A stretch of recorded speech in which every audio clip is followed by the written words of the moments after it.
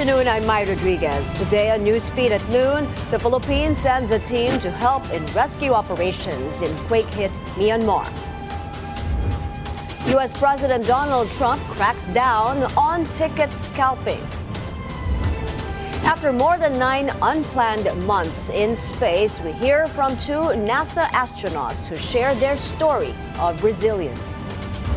Also facing the media, South Korean actor Kim Soo-hyun, who finally addressed a dating scandal that has rocked his career.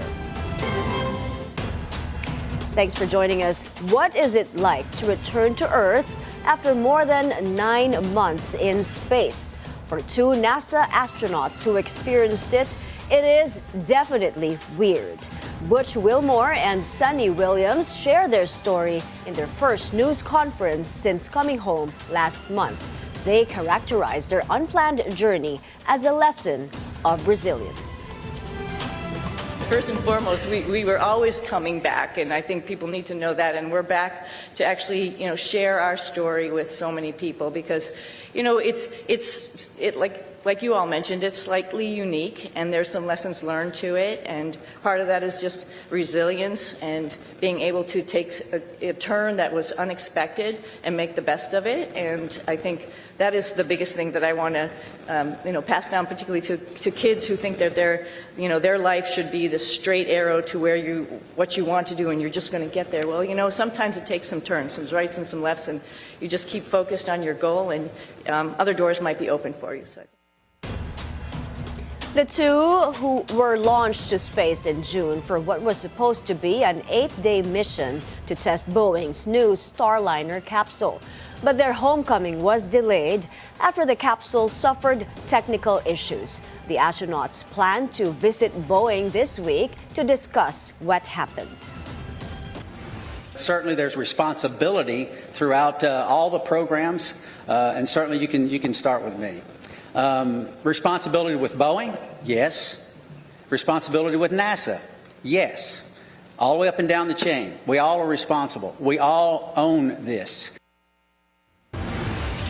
Not enough progress is being made towards sustainable goals. That statement from the Duke of Sussex as he released a 5-year milestone report from his travel initiative. While Prince Harry hailed the work of his program, he admits more needs to be done. We're now just 5 years away from the 2030 deadline for the Sustainable Development Goals, the global blueprint for creating a more resilient planet and quite literally saving ourselves. But it's quite clear we're not progressing as quickly as needed, and the economic impacts are only growing. These realities leave us with a choice: find practical solutions to climate change, or accept the massive financial and human losses that it's causing. I think we all agree that the latter isn't the answer. The remarks come after Harry was accused of harassment and bullying at scale by the head of a charity he set up. He has yet to respond to the allegations. From supposed unfair competition to illegal migrants, U.S. President Donald Trump has a new target: ticket scalping. Trump has signed an executive order directing the Federal Trade Commission to ensure that competition laws are appropriately enforced in concerts.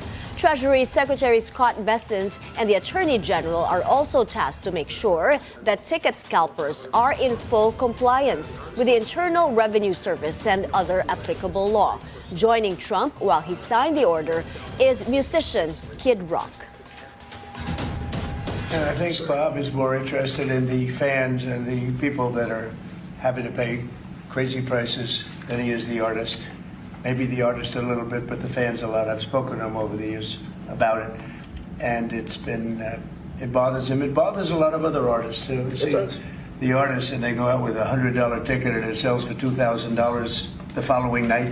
I would rather be, a hero to working class people and have them be able to come attend my shows and give them a fair ticket price. I can't control that right now, so hopefully this is a step to really be able to make that happen.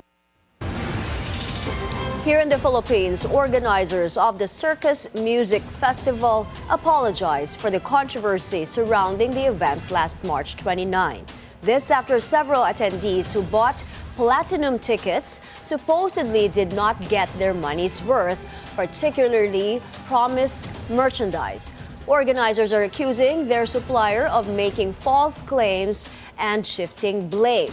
They explain they were doing everything possible to secure the remaining merch, but the supplier could no longer fulfill their deliveries.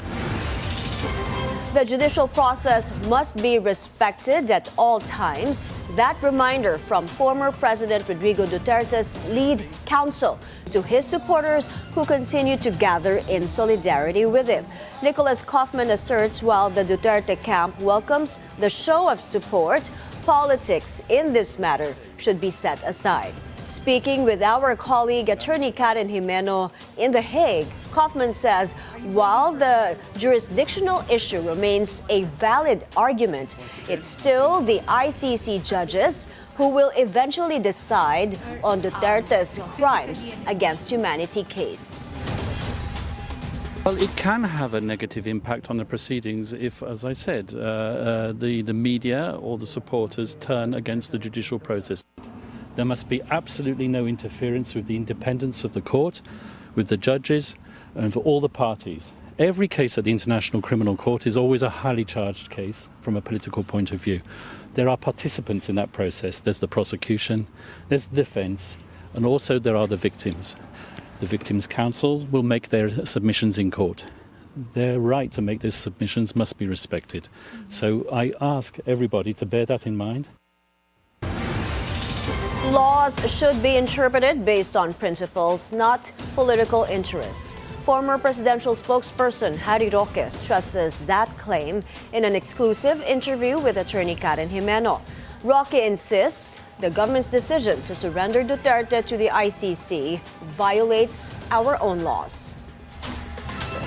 Now, also under the Rome Statute, surrender to the court must comply with the requirement that it has to go through a process of extradition, which must be filed before a local court. The local law says we cannot send him to the requesting court unless and until he faces an extradition court.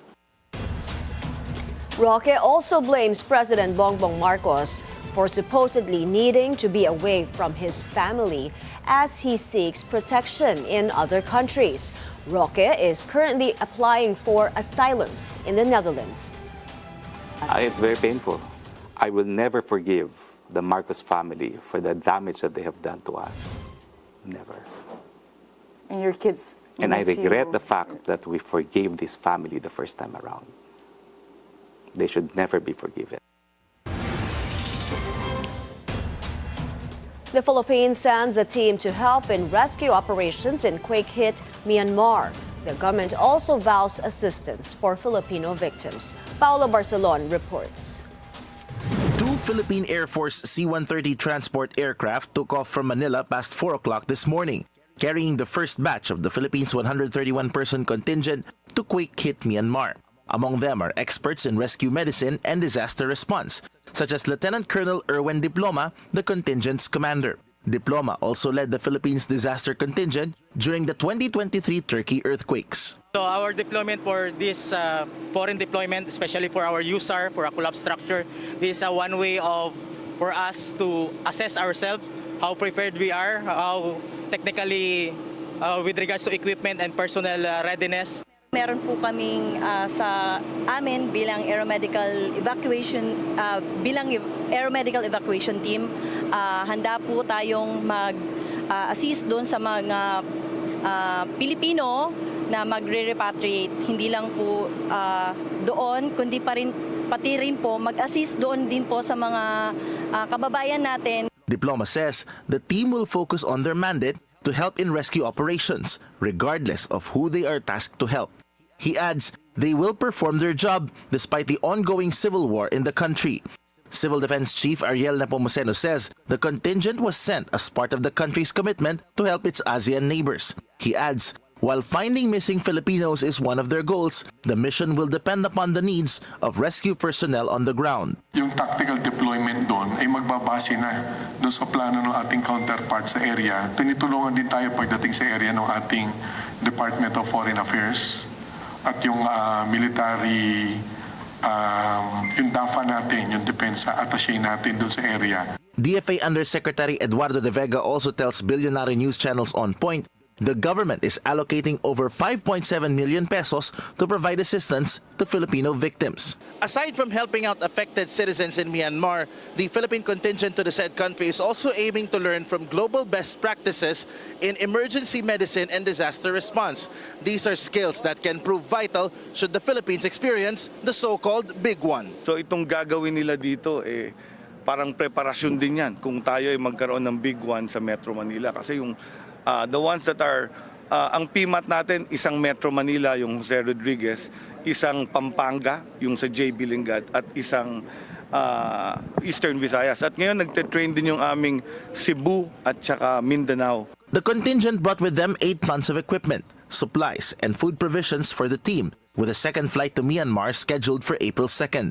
The group is expected to stay in Myanmar until April 12th, but can be extended if necessary. Paulo Barcelon, Billionaire News Channel. At least 2,000 people are now confirmed dead in Friday's massive earthquake in Myanmar and Thailand. The tremor on March 28 reached many areas, including the northern and central regions of Thailand as well as Bangkok. Joining us now to share her experience is Annabelle Dao Kwe, who has lived in Thailand for more than 4 decades. Annabelle, thanks for joining us today. Thank you for inviting me, Mai. First of all, how would you describe this earthquake? Sa tagal mo na sa Thailand, nakaranas ka na ba ng ganito? Can you share with us your story? Hindi pa. This is the first time that I have experienced it so far. Okay, I've been here for 45 years, and this is so scary because it never happened when I was still here in Thailand. And it's like, you know, it's the kind of feeling that you will, oh, am I going to die now? It's like, you know, it's everything else is moving, and it's the kind of feeling that you want to run for your life right away. Yes. And that's what we did. That's what we did. Yes. Yeah. Yes, it's more frightening also for people in tall buildings because they really felt the tremor. Ang dami namin nakita sa mga video no on social media. Gaano kataas kayo when the quake happened, and for how long was the shaking? You know what? It was a blessing in disguise. During that day, I was representing our travel agency all around the holidays. And as a board of director of Thai travel agents, we were having a meeting with the Haikou Tourism Organization in China. We were on the 7th floor. And the meeting ended at about 12 something. And then we went down for lunch on the ground floor. It was a blessing in disguise because earthquake started like about 1:30. And I was already sipping my cup of tea. And then all of a sudden, I like, oh my God, I felt dizzy. And then I asked my friends, how do you feel? And then they all of a sudden, everybody else saw the table was swaying.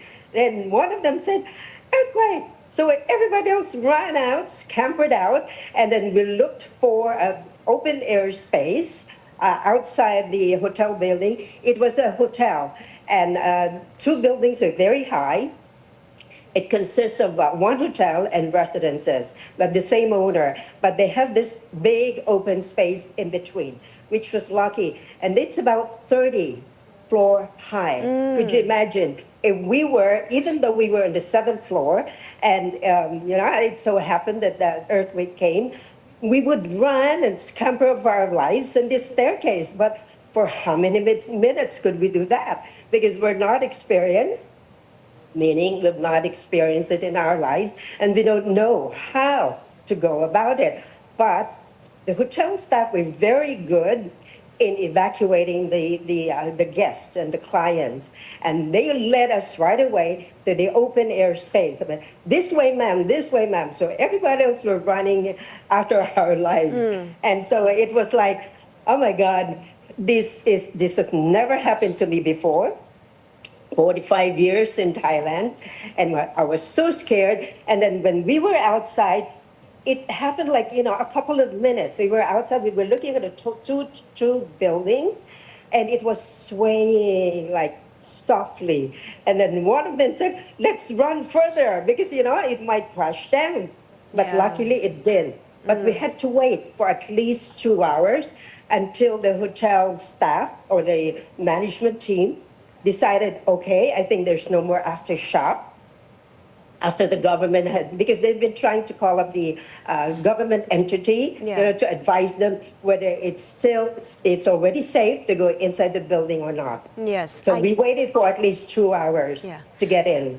I can just imagine, it's probably the Yeah. scariest moment of your life. Yung sinabi nyo, Yes. in those seconds na naisip mo, am I gonna die now? No? Yeah, exactly. Because it's like, no, I've never felt that kind of feeling before. It's like, all of a sudden, am I going to die? It's like, am I, because of my health or whatever? I didn't even think of, earthquake or whatever because we've never experienced it in Thailand when I've been there for 45 years. Yes, and probably most people Yeah. there in Thailand did not experience a quake as strong as this one. And, Yes, you're right. Yes, and there's widespread criticism about why Thai authorities did not issue a warning. What is your take on this? No, it was like, I think it's like, Thai government were not expecting us as well, okay? Because it happened so quickly. It happened so quickly that they were not sort of aware of what's going to happen. So, of course, they were not able to give warning to everybody else. But in all fairness, after that incident, they were advising everybody else, get out of the building, out, everybody else. Even the SkyTrain and the underground, they advised everybody else to get out, go out in the street. And some of them were like, they wanted to get back to their condominium buildings to get their properties or whatever. But each condominium juristic person will not allow because it's like they don't want to take responsibility if something will happen to you. Although you will say, take your risk, but they don't want that to happen. Yes. So, in all fairness, the Thai government did well, even though they were not able to manage to give us an advance notice because it's like very quickly, it happened very quickly, and then there's no way that, you could call everybody else in town, get out, the earthquake is coming. So I Yeah. don't think it's possible, really. Yeah. I don't know.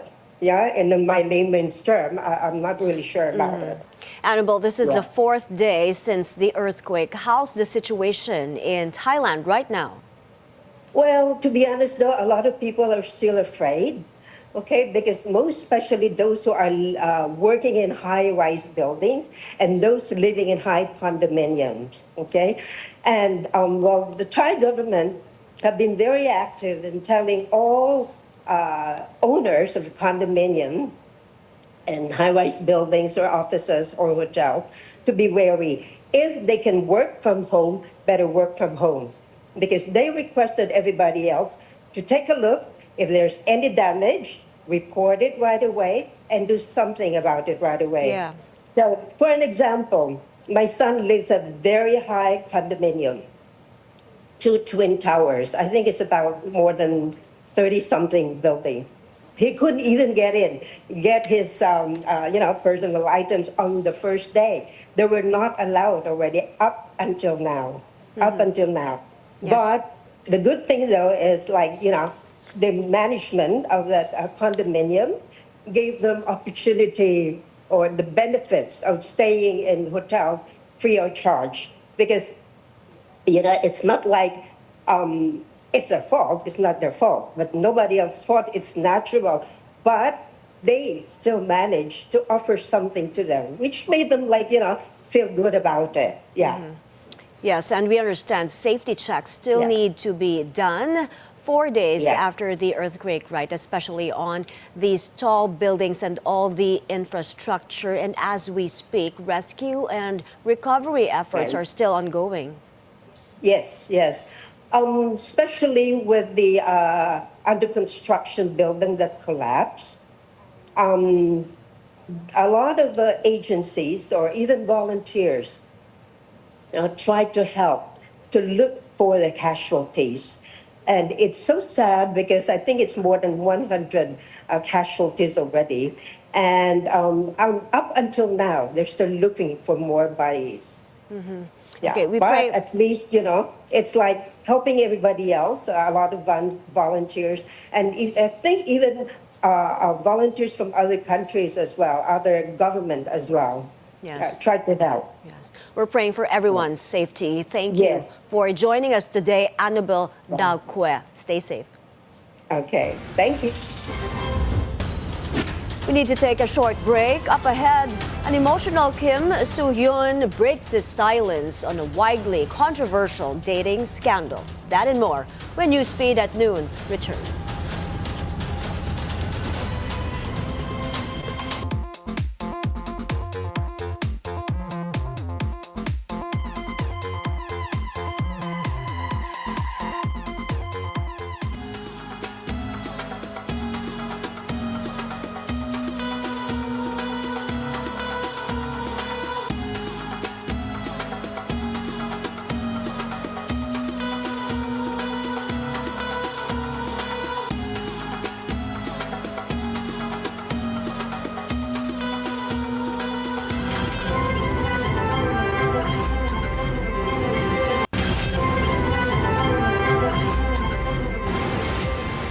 You're back on Newsfeed at Noon. An emotional Kim Soo-hyun faces the media amid a dating scandal that has rocked his career. The 37-year-old actor denied allegations that he dated the late Kim Sae-ron when she was underage. He explains he dated the actress 5 years ago for about a year. The age of consent in South Korea is 16. 저 한 사람 때문에 너무 많은 분들이 It is also not true that the deceased made a tragic choice because of me turning a blind eye and because our agency pressured her. I'm willing to admit to any wrongdoing on my part. If there's something I need to take responsibility for, then of course I will. But I can't admit to something I didn't do. Kim Soo-hyun has lost sponsorships and deals, including with Prada, due to the controversy. The actress, who was 24, was found dead at her home in February in a suspected suicide. Blackpink Rosé and Bruno Mars continue to make music history with their hit single, Appetite. The track is now... It took almost 2 years, but the hit sci-fi series Black Mirror is finally coming back this month. Netflix has released a new trailer for the show's 7th season, along with the episode's titles. These include Common People, Plaything, and Eulogy. The latest season will also feature sequels to USS Callister and the 2018 interactive episode Bandersnatch. All 6 new episodes will premiere on April 10. Sports news now. Barangay Ginebra San Miguel superstar import and Gilas Pilipinas mainstay Justin Brownlee is once again under scrutiny for an alleged anti-doping violation. The Samahang Basketball ng Pilipinas confirmed Brownlee has been notified of an adverse analytical finding from a random test. The SBP adds the naturalized star is now working with a US-based legal team. FIBA has yet to issue an official ruling on the matter. Gilas is set to compete in the FIBA Asia Cup this August in Saudi Arabia. Ginebra recently lost to the TNT Tropang Giga in a grueling 7-game series for the PBA Commissioner's Cup title. Brownlee previously served a 3-month suspension after he tested positive for carboxy THC during the 19th Asian Games in 2023. Czech teen Jakub Menšík upsets world number 5 Novak Djokovic to win the Miami Open for the first time. The 19-year-old denied Djokovic his 100th career title 7-6, 7-6. In a press conference, Menšík revealed he almost pulled out of the competition if a twist of fate did not change his course. I mean, 2 days before the first match, I started to feel my knee. I checked with the doctors, with everyone. Actually, I started to treat it, started to take the painkillers. Nothing was helping. I tried to step on the treadmill. I couldn't move, so I was like, okay, well, that's it. I'm pulling out. I was, going to the physios while I was visiting the referee's office to say, hey guys, I'm pulling out. But he was having lunch, so I was like, okay, well, let's visit the physios first. Menchik wasn't the only teen who shocked the tennis world in the Miami Open. Our very own Alex Ayala took down 3 Grand Slam champions, including world number 2, Iga Świątek. And before we go, after a 19-month closure, the popular train line linking France and Italy reopens. It was forced to close back in 2023 when heavy rains caused a landslide, which then damaged a tunnel. Passengers had to take a bus and another train for a journey lasting between 7 and 9 hours, compared to 6 to 7 before the accident. The train line directly links Paris with the Italian cities of Turin and Milan. And those are the news this hour. I'm Mai Rodriguez. Keep it here on the Billionaire News Channel. Good afternoon.